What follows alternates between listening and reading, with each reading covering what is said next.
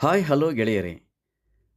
ಬಡತನವನ್ನು ಗೆದ್ದು ದೇಶದ ಮಹಾನ್ ಶ್ರೇಷ್ಠ ಇಂಜಿನಿಯರ್ ಆದ ಸರ್ ಎಂ ವಿಶ್ವೇಶ್ವರಯ್ಯ ಅವರ ನೈಜ ಕಥೆಯನ್ನು ಹೇಳುತ್ತೇನೆ.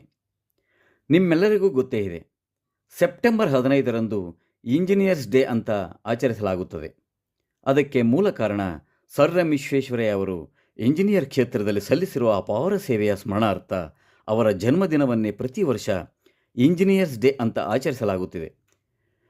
ಇವರು ಚಿಕ್ಕಬಳ್ಳಾಪುರ ಜಿಲ್ಲೆಯ ಮುದ್ದೇನಹಳ್ಳಿ ಗ್ರಾಮದಲ್ಲಿ ಸೆಪ್ಟೆಂಬರ್ 15, 1861ರಂದು ವಿಶ್ವೇಶ್ವರಯ್ಯ ಅವರು ಜನಿಸಿರುತ್ತಾರೆ.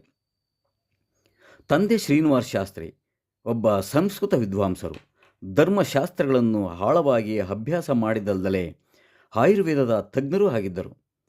ವಿಶ್ವೇಶ್ವರಯ್ಯರವರಿಗೆ 15 ವರ್ಷ ವಯಸ್ಸಿದ್ದಾಗಲೇ ತಂದೆಯು ನಿಧನರಾಗುತ್ತಾರೆ. ತಾಯಿ ವೆಂಕಟಲಕ್ಷ್ಮಮ್ಮ ಅವರಿವರ ಮನೆಯಲ್ಲಿ ದುಡಿಯುತ್ತಾ ದಟ್ಟ ದಾರಿದ್ರ್ಯದ ಬದುಕಿನಲ್ಲಿ ಮಗನನ್ನು ಸಾಕಿ ಸಲಹಿರುತ್ತಾರೆ. ಸೋದರ ಮಾವನ ಸಹಾಯದಿಂದ 1875ರಲ್ಲಿ ಬೆಂಗಳೂರಿಗೆ ಬಂದು ವ್ಯಾಸ್ಲಿ ಮಿಷನ್ ಹೈಸ್ಕೂಲ್ ಸೇರಿರುತ್ತಾರೆ. SSLC ಪರೀಕ್ಷೆಗೋಸ್ಕರ ದುಡ್ಡಿನ ಕೊರತೆಯಿಂದ ಬೆಂಗಳೂರಿಂದ ಮುದ್ದೇನಹಳ್ಳಿಗೆ 35 ಕಿಲೋಮೀಟರ್ ನಡೆದುಕೊಂಡು ಹೋಗುತ್ತಾರೆ. ಮನೆಯ ಪಾತ್ರೆ ಹಡವಿಟ್ಟು ಅವರ ತಾಯಿ ಹಣ ಹೊಂದಿಸಿಕೊಡುತ್ತಾರೆ. ಆದರೆ ಅವರಿಗೆ ಬಡತನಕ್ಕೂ ಬಗ್ಗದ ಜೀವನದ ಉತ್ಸಾಹವಿತ್ತು.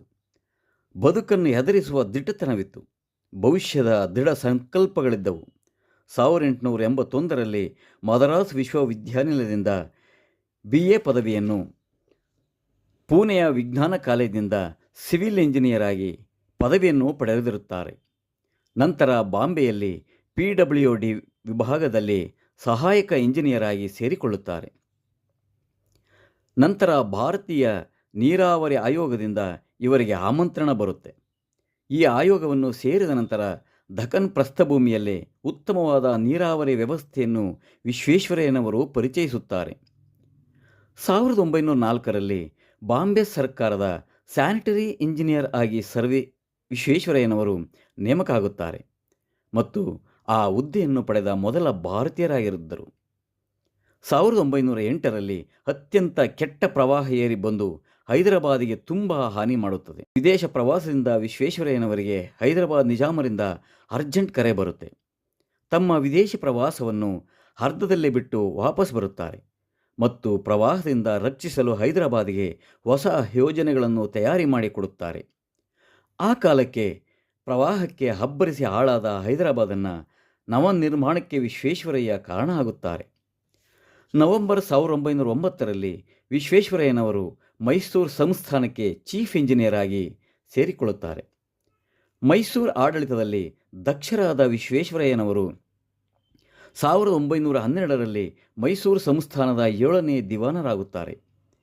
ಹೆಣ್ಣು ಮಕ್ಕಳ ವಿದ್ಯಾಭ್ಯಾಸಕ್ಕಾಗಿ ಮಹಾರಾಣಿ ಕಾಲೇಜು, ಹಲವಾರು ಶಿಕ್ಷಣ ಸಂಸ್ಥೆಗಳು, ಹಾಸ್ಟೆಲ್ಗಳು, ಮೈಸೂರು ವಿಶ್ವವಿದ್ಯಾನಿಲಯ, ವಿವಿಧ ರೀತಿಯ ಕೈಗಾರಿಕೆಗಳು, ಸಾರ್ವಜನಿಕ ಗ್ರಂಥಾಲಯಗಳು ಇವೆಲ್ಲ ವಿಶ್ವೇಶ್ವರಯ್ಯನವರ ಸಮಗ್ರ ಕೊಡುಗೆಗಳು.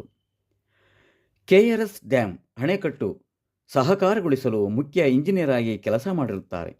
ಇದು ಆ ಕಾಲಕ್ಕೆ ಭಾರತದ ಅತ್ಯಂತ ದೊಡ್ಡ ಅಣೆಕಟ್ಟು ಆಗಿರುತ್ತದೆ.